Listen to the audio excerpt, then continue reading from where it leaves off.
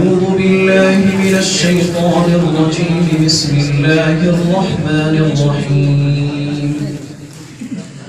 وإذ قال إبراهيم رب اجعل هذا البلد آمنا واجنبني وبني أن نعبد الأصنام رب إنهن أضللن كثيرا من الناس فمن تبعني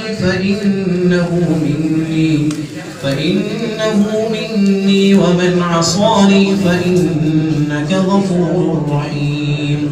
ربنا إني أسكنت من ذريتي بواد غير ذي زرع عند بيتك المحرم ربنا ليقيموا الصلاة فاجعل أفئدة من الناس تهوي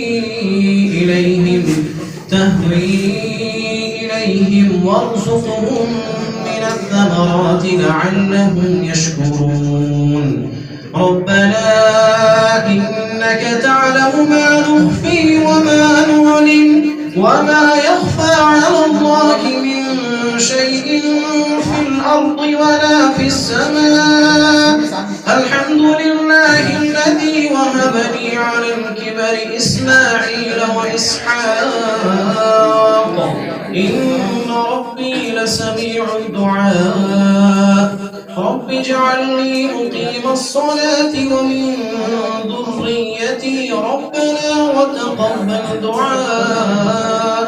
ربنا اغفر لي ولوالدي وللمؤمنين يوم يقوم الحساب.